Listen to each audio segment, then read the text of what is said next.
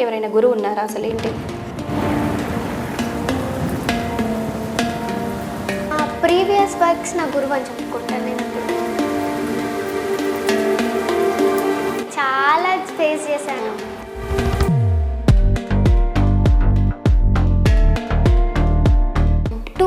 Chance వచ్చింది నా జర్నీని నేను రిప్రజెంట్ చేసుకోవడానికి అంత పెద్ద స్టేజ్ పైన. ఇక క్రియేటివిటీ ఇంకా అంతే. ఏదే మనము ఒక చేస్తున్నాము అని అంటే దీనికంటే మించింది ఇంకొకటి చేయాలి. దేనిలో ఏ వర్క్లో సాటిస్ఫాక్షన్ రాదు. తప్పదు, ఎందుకంటే స్ట్రగుల్స్ నుంచి మనం నేర్చుకుంటాం. కానీ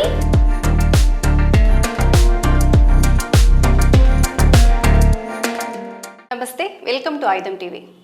ఈరోజు మనం మాట్లాడుకునే అంశం చిత్రకళ.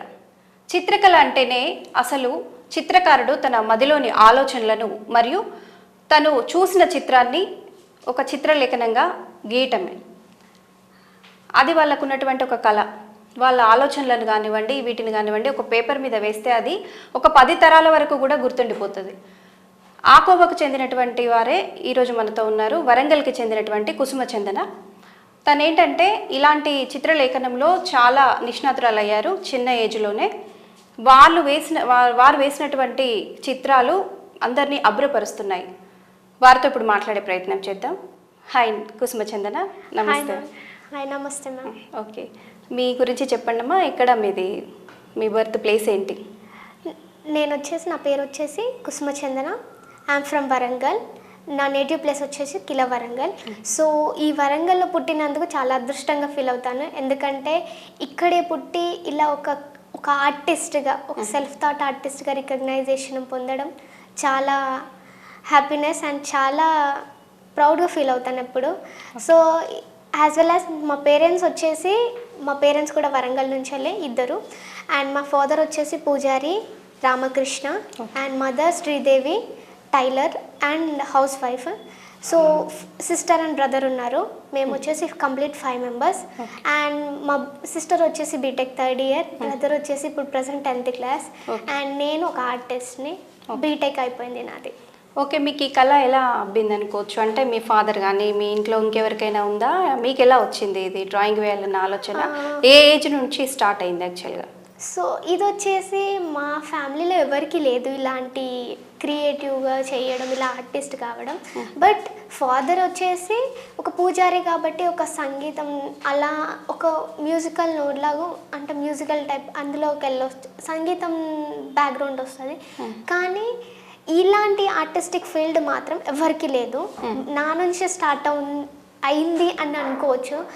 అండ్ ఇంకొకటి ఏంటంటే ఇది స్టార్ట్ అవ్వడం అనేది చిన్నప్పటి నుంచి నార్మల్గా అందరికీ ఇంట్రెస్ట్ ఉన్నగానే ఉండేది. కానీ పర్టికులర్గా ఒక మెచ్యూర్ వచ్చిన తర్వాత, ఒక మెచ్యూర్డ్ మైండ్ అయిన తర్వాత అప్పుడు ఆర్ట్ అనేది నా ప్యాషన్ అయింది. ప్యాషన్ తర్వాత ఒక ప్రొఫెషన్ లాగా చేసుకోవాలనుకున్నాను. ప్రొఫెషన్ చేసుకున్నాక దాన్ని కెరియర్గా తీసుకోవాలి అని అనుకున్నాను. ఓకే, మీ స్టడీ ఏంటమ్మా? నాది యాక్చువల్గా అయితే బీటెక్ అయిపోయింది. జమ్ముకి కాలేజ్లో చదువుకున్నాను. BTech complete.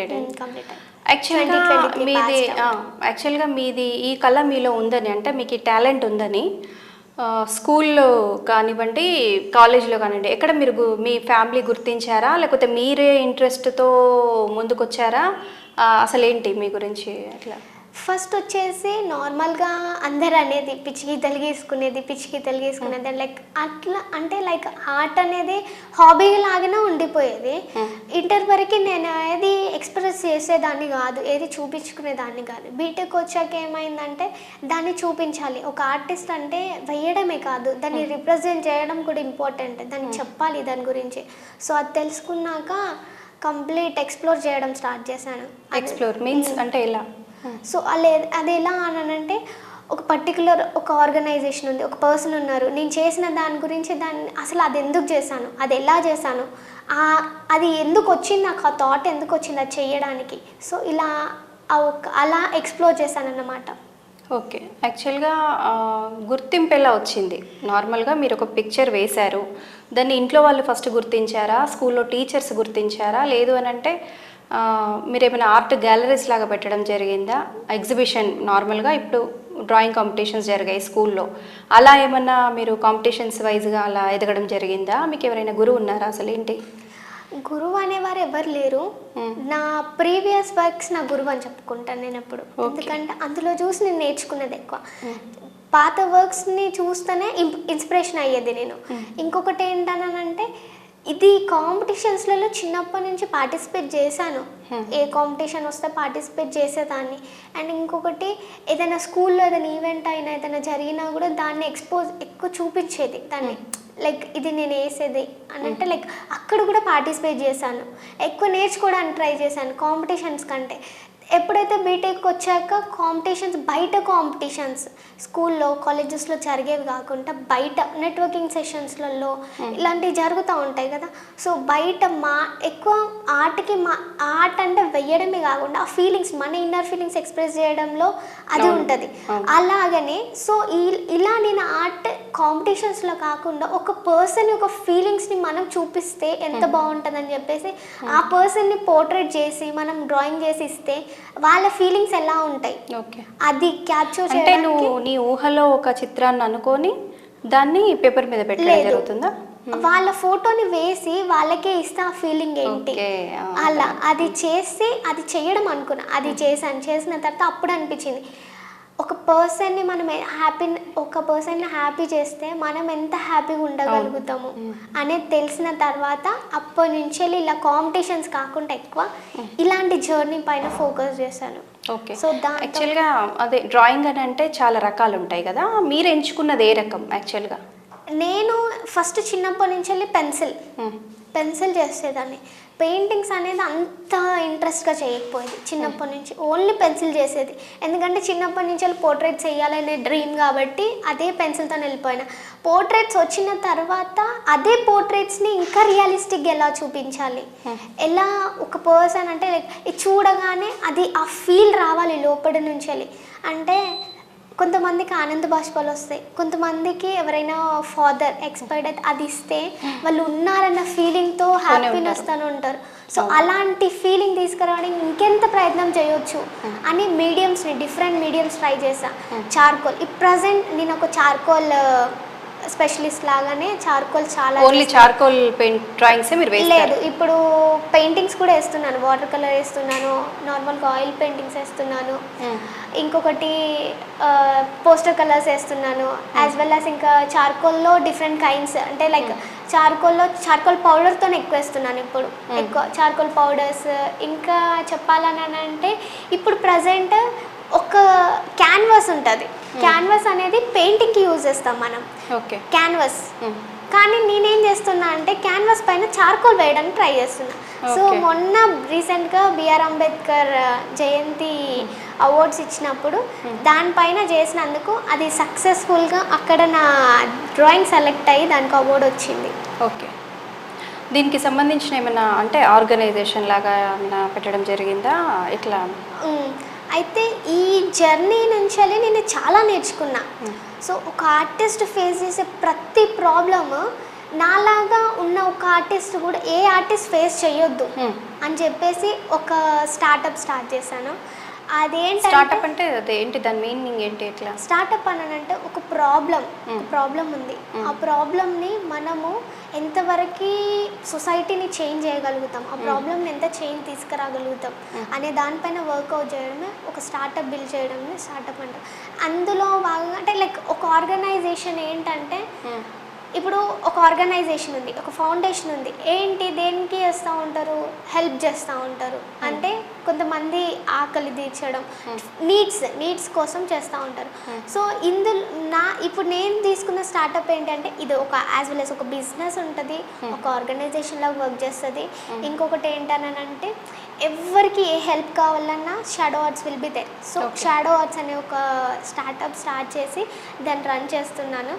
సో ఇది ఎంతోమంది ఆర్టిస్టులకి ఎంతోమంది ఇంకా అంటే లైక్ ఒక ఆర్టిస్ట్కే కాదు, ఫైన్ ఆర్ట్స్ రిలేటెడ్ ఎవ్రీ స్టూడెంట్కైనా ఎవ్రీ పర్సన్కైనా ఇది హెల్ప్ఫుల్ అవుతుంది ఈ platform. Okay.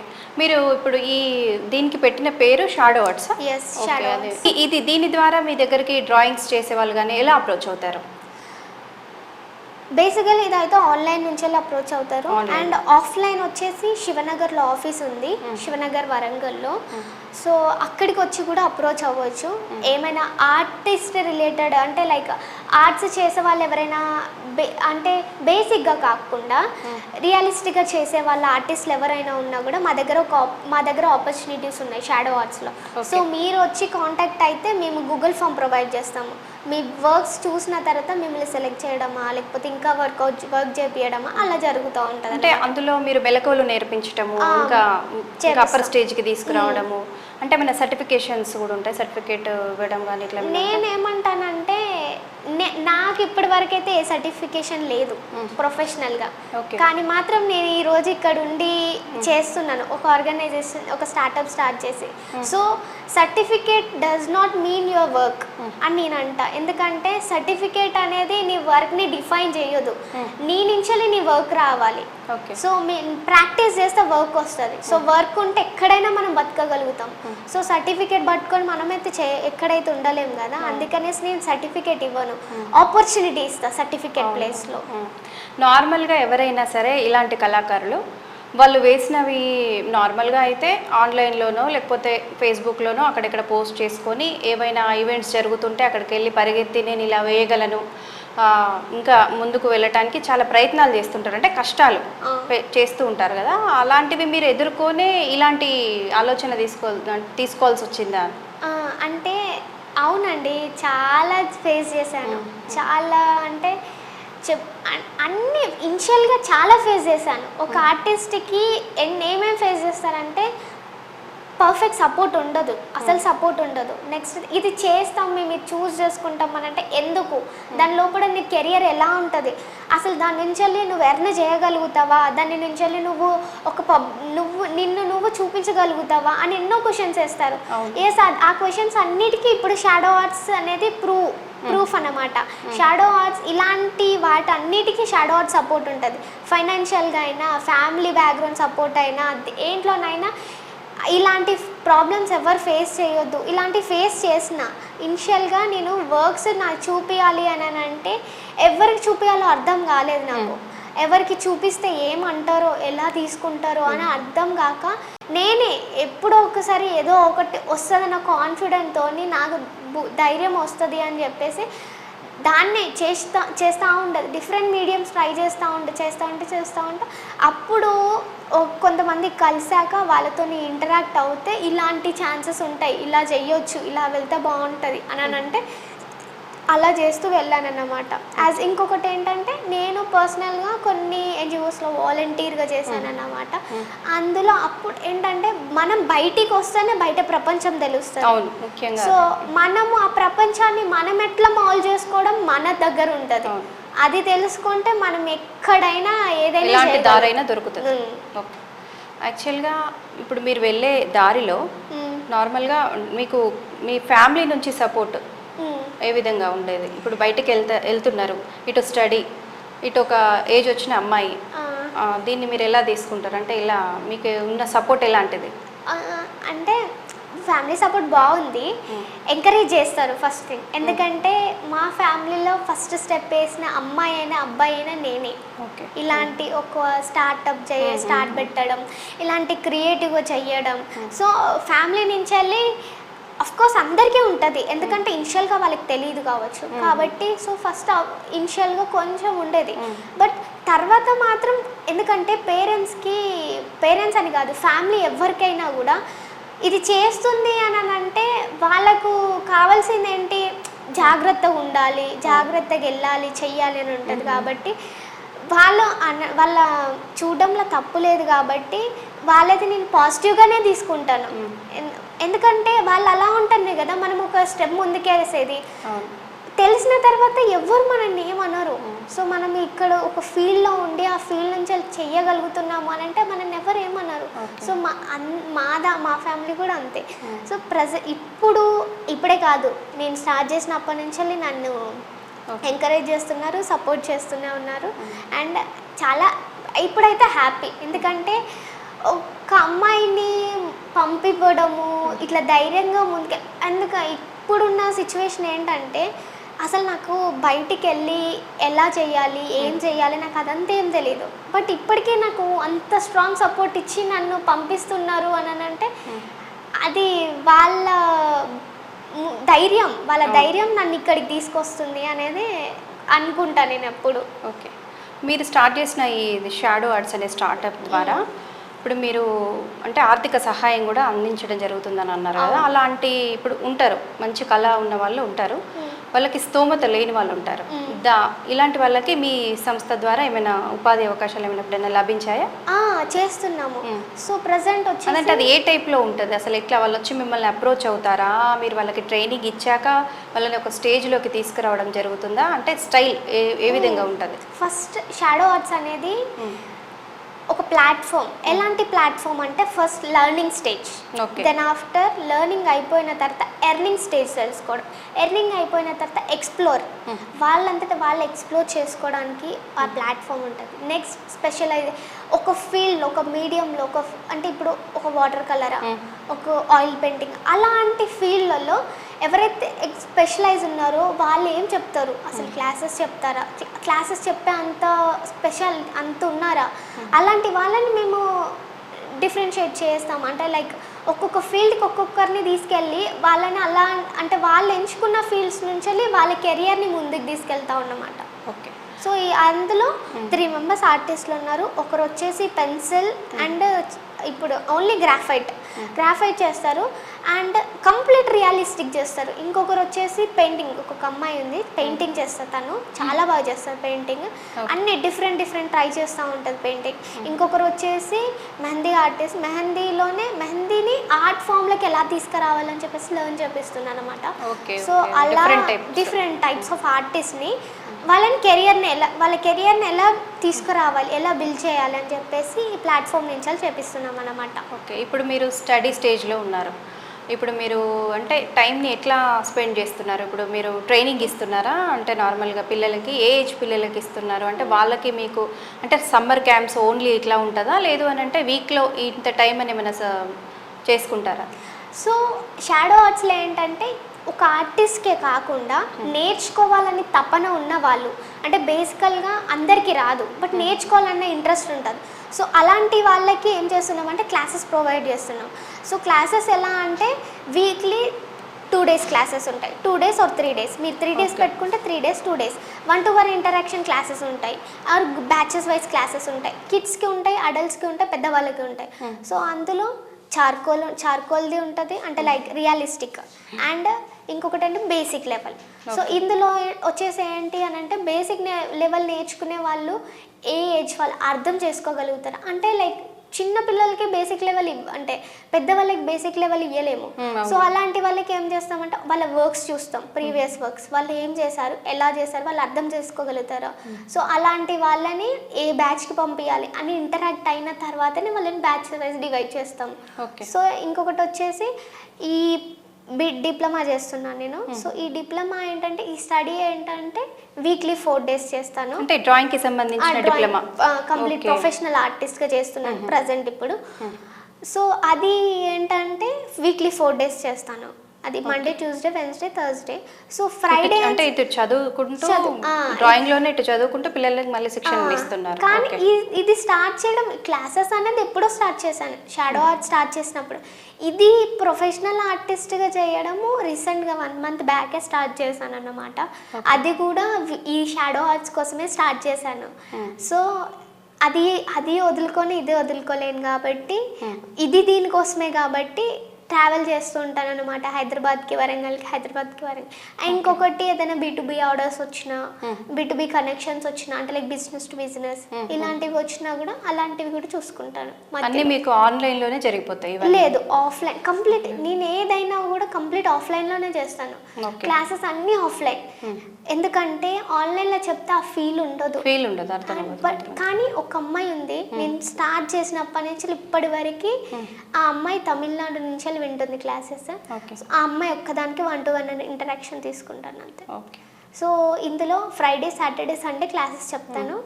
Monday to Thursday ఇంకా హైదరాబాద్లో. అక్కడ కూడా అడుగుతున్నారు క్లాసెస్ కోసం, కానీ టైం లేదు, టైం సరిపోవట్లేదు. ఓకే, ఈ బిజీ షెడ్యూల్లో ఫ్యామిలీతో ఇటు మీ బీటెక్ మళ్ళీ ఈ డ్రాయింగ్ చదువులు ఇవన్నీ ఎలా మేనేజ్ చేస్తున్నారు? ఫ్యామిలీతో గడపడానికి అసలు టైం ఉంటుందా? ఫ్యామిలీతో గడపడానికి టైం ఉంది అంటే ఇప్పుడు షాడో ఆర్ట్ స్టార్ట్ చేసినాక, క్లాసెస్ స్టార్ట్ చేశాక, ఈ డిప్లొమా స్టార్ట్ చేశాక అసలు ఫ్యామిలీతో టైం సరిపోవట్లేదు. టైం అని అంటే ఫ్యామిలీ అయినా ఏదైనా ఆర్ట్లోనే, ఆ హ్యాపీనెస్ మొత్తం ఆర్ట్లోనే చూసుకుంటున్నా. ఎందుకంటే ఆర్ట్ అది స్టార్ట్ పెట్టానంటే కంప్లీట్ నా వరల్డ్ డిఫరెంట్. ఇంకా లైక్ నేచర్లోకి వెళ్ళిపోతే ఎలాంటి ఫీల్ ఉంటుందో అంతే. ఇంకెవ్వరు పక్కన ఎవరు కూర్చున్నా ఎవరు ఉన్నా కూడా అసలు దేన్ని పట్టించుకోను. చెప్పండి ఇంకా మీ గురించి, ఇంకా ఇంకేమైనా వేరే హ్యాబిట్స్ ఉన్నాయా? అంటే నార్మల్గా ఇది ఒక్క దాని మీదనే దృష్టి పెట్టారు. అంటే ఇంకొక అసలు ఏంటంటే ఆర్ట్ని ఎలా తీసుకెళ్ళాలి అనేది ఉందంటే బయట ఉన్న స్టేట్స్లో మొత్తం ఆర్ట్కి ఒక వాల్యూ ఉంది. మన దగ్గర అసలు ఆర్టిస్ట్లను బయటికి తీసుకురావడానికి అసలు ఏది లేదు.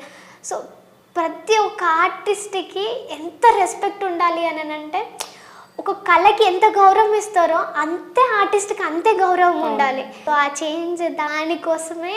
ఇంకా ఏంటంటే మన ఆర్టిస్టులు అందరూ యూనైట్గా వర్క్ చేస్తే ఇంకెన్నో డిఫరెంట్ క్రియేషన్స్కి తీసుకురావచ్చు. సో అలాంటి దానిపైన వర్క్ చేస్తే అదే ఊరికే మనకి హ్యాబిట్ వచ్చిందా, దీన్ని వేసామా ప్రజెంట్ చేసామా అని కాకుండా మీరు ఒక డిఫరెంట్ పద్ధతిలో ఆలోచిస్తున్నారు. దాన్ని కూడా మన ఫీల్ అది ఎందుకంటే ఈరోజు డబ్బు ఉండొచ్చే పోవచ్చు, కానీ ఆ ఫీల్తోని మనం ఎన్నైనా చేయొచ్చు. ఇప్పుడు ప్రజెంట్ అసలు నా దాంట్లో థాట్ ఏంటంటే, బయటికి వెళ్ళి బీటెక్లో ఈ కోర్స్ అని ఆ కోర్స్ అని అన్నీ నేర్చుకుంటున్నారు కదా, ఆ కోర్స్ ఎన్ని రోజులు ఉంటుంది మనం నేర్చుకున్నది? అది నెగిటివ్ అనట్లేదు నేను. ఆ కోర్స్ నేర్చుకుంటాము, ఆ కోర్స్ నేర్చుకున్న తర్వాత ఆ పర్టికులర్ దానికి అడ్వాన్స్డ్ కోర్స్ ఎన్ని వస్తున్నాయి ఇప్పుడు? చాలా రకాలు వస్తున్నాయి. కానీ ఈ క్రియేటివిటీని మనం కొనుక్కోగలుగుతామా? నేర్చుకోగలుగుతామా? లేదు. అది మన సొంతంగా వస్తుంది, మన సొంత బ్లడ్లో ఉంటేనే బయటకు వచ్చేస్తుంది. అది అలాంటి వాళ్ళని ఎందుకు బయటికి తీసుకురావట్లే అసలు? అలాంటి వాళ్ళే కదా మన కళ అంటే ఏంటి అసలు ఎంతో గొప్పది. ఇలాంటి దాన్ని బయటికి తీసుకురావాలని దానికోసమే చిన్న పిల్లల నుంచి ఎంతో పెద్దవాళ్ళైనా చేయవచ్చు దీన్ని. అందుకనేసి ఇలా చేస్తున్నాను అన్నమాట దానికోసమే. సో రీసెంట్గా అంటే మీరు ఏమైనా ఎగ్జిబిట్స్ పెడతారా? ఎగ్జిబిషన్స్ హైదరాబాద్లో కానీ వరంగల్లో కానీ ఎలాంటి ప్లేసెస్ ఎంచుకుంటారు ఇలా ఎగ్జిబిట్స్ పెట్టడానికి? మిమ్మల్ని ఎవరైనా అప్రోచ్ అవుతారా ఎట్లా? అయితే హైదరాబాద్లో వచ్చేసి బీ ద చేంజ్ ఆర్గనైజేషన్ నుంచి వాళ్ళ సపోర్ట్ నుంచి ఒక ఎగ్జిబిషన్ పెట్టాను. ఆపర్చునిటీ వచ్చింది. ఇంటర్నేషనల్ ఉమెన్స్ డే రోజు షీ ఇన్స్పైర్స్ అవార్డ్స్ 2023లో వచ్చింది. అండ్ అప్పుడు అవార్డు వచ్చింది, యాజ్ వెల్ యాజ్ నన్ను ప్రజెంట్ చేసుకునే ఛాన్స్ వచ్చింది. అప్పుడు షాడో ఆర్ట్స్ పెట్టలేదు, ఇంకా నార్మల్గా ఒక బేసిక్ ఇండివిజువల్గా రిప్రజెంట్ చేశాను అక్కడ ఆపర్చునిటీ వచ్చినప్పుడు. ఆ రోజు నేను ఓన్లీ 5 ఆర్ట్స్ పెట్టాను, only just 5. But 2023 she inspires వచ్చాక ఆ రోజు నన్ను స్టేజ్ మీదకి పిలిచి నేను నార్మల్గా నాకు ఒక ఆపర్చునిటీ వచ్చింది. అంత పెద్ద ప్లాట్ఫామ్లో అంత పెద్ద గెస్ట్ల ముందు నాకు అక్కడ నా ఆర్ట్ పెట్టడమే నాది గొప్ప. అలాంటిది నా స్టార్టప్ని అక్కడ రిప్రజెంట్ చేయడం అనేది చాలా హ్యాపీనెస్ ఇచ్చింది. అండ్ అక్కడ నేను ఎగ్జిబిషన్ పెట్టాను ఆపర్చునిటీ ఇచ్చినందుకు. నార్మల్గా గ్యాలరీస్ అయితే పేమెంట్ తీసుకుంటారు. సో అక్కడ నాకు నా జర్నీకి వాళ్ళు షీ ఇన్స్పైర్స్ అన్న ఒక వర్డ్తోని నేను ఎంతోమంది అంటే లైక్ ఆర్టిస్ట్లను ఇన్స్పైర్ చేసినందుకు దానికి అక్కడ ఆపర్చునిటీ వచ్చింది. ఇంకేంటంటే అంత పెద్ద ఒక 75+ అవార్డీస్ ఉంటారు ఆల్ ఓవర్ ఇండియా నుంచి. అలాంటి అంత డిఫరెంట్ ఇండియా మొత్తం డిఫరెంట్ స్టేట్స్ నుంచి వచ్చిన ప్రతి ఒక్కరి దగ్గర నుంచి ఆడికి వచ్చి వాళ్ళతో మాట్లాడి వాళ్ళు ఇంటరాక్ట్ అయ్యి వాళ్ళ కనెక్షన్స్ ఇచ్చి ఇలా ఇంకా డిఫరెంట్గా చెయ్యమని చెప్పి ఇంకా డిఫరెంట్ థాట్స్ ఐడియాస్ ఇచ్చినాక ఒక్కొక్క పర్సన్ దగ్గర వచ్చే థాట్ డిఫరెంట్. ఎందుకంటే చాలా అది క్రియేటివ్ వే. ఇంకొకటి అదే స్టేజ్ పైన నా journey be the change founder madam నాకు 2 minutes ఛాన్స్ ఇచ్చారు. Just 2 minutes. అక్కడ 2 minutes క్యాబ్ కూడా ఉండదు యాక్చువల్గా. అవార్డ్స్ ఇచ్చే ఆ టైంలో 2 minutes ఛాన్స్ వచ్చింది నా జర్నీని నేను రిప్రజెంట్ చేసుకోవడానికి. అంత పెద్ద స్టేజ్ పైన ఛాన్స్ ఇచ్చారు. ఛాన్స్ వచ్చింది. సో ఆ ఒక్క ఆపర్చునిటీ నన్ను నా షాడో ఆర్ట్స్ని ఇంత దూరం ఇంత దాకా తీసుకొచ్చింది. సో నేను ఎప్పుడు లావణ్య మేడంకి ఎప్పుడు థ్యాంక్ఫుల్గానే ఉంటాను. ఎందుకంటే ఇంత ధైర్యం, ఇంత స్టెప్ వేయడము, ఆ మేడంని చూస్తేనే అనిపిస్తుంది నాకు ఆడపిల్ల ఏదైనా ఒకటి చేయగలుగుతుంది అని అంటే ఆ మేడంతో మాట్లాడితే చాలు అలా అనిపిస్తుంది అన్నమాట. సో మేడం ఇన్స్పిరేషన్తో ఇక్కడికి వచ్చాను నేను. సో ఆ రోజు నేను ఎప్పుడైతే షీ ఇన్స్పైర్స్లో గ్యాలరీలో ప్రజెంట్ పెట్టాను shadow arts, the next day నాకు సెక్రటేరియట్లో ఛాన్స్ వచ్చింది.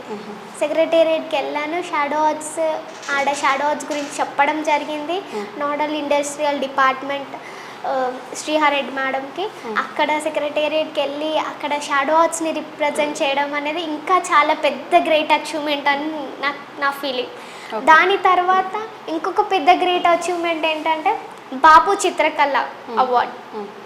అది 2024లోనే వచ్చింది. సో అందులో ఏంటంటే తనికెళ్ళ బర్ని సార్తో అవార్డు తీసుకోవడం. అది అందులో బేసికల్గా బాపు చిత్రకళ అవార్డులో ఏంటంటే 99 మెంబర్స్ ఆర్టిస్టులతోని అది చేశారు అవార్డు. సో అందులో 99 మెంబర్స్లో అందరు ప్రొఫెషనల్స్ అయితే నేను ఒక్కదాన్ని ఒక సెల్ఫ్ థాట్. ఓకే, అంత పెద్ద గ్రేటెస్ట్ ఆపర్చునిటీ వచ్చింది అక్కడ.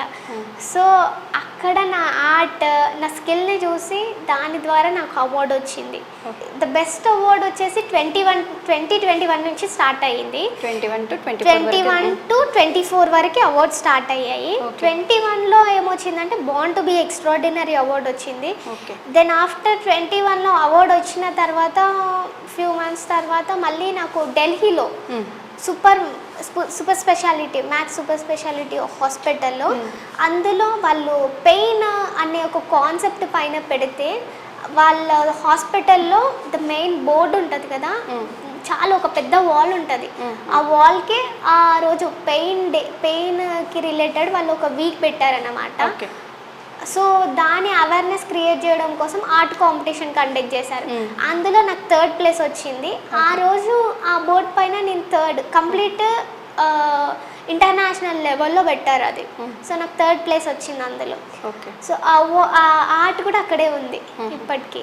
అండ్ ఇంకొకటి అది అయిపోయాక 2022లో వచ్చేసి కంప్లీట్ వర్క్ పైన ఫోకస్ చేశాను. తర్వాత 2023లో వర్క్ పైన ఫోకస్ చేశాను. నేనేం చేయాలని ఆలోచించాను ఫస్ట్. అంటే మీ డిఫరెంట్ థాట్స్, నా థాట్స్లో. అంటే మీరు బీటెక్ చేస్తూనే మీకు ఎలా సమయం కుదిరేది, ఎట్లా సరిపోయేది? అది అసలు యాక్చువల్గా బీటెక్ చేస్తున్నప్పుడు అంత కాన్సన్ట్రేషన్ అంతా నేను దీనిపైన ఎలా బయటికి రావాలి, ఎలా చెయ్యాలి అనే దానిపైనే ఉండేది.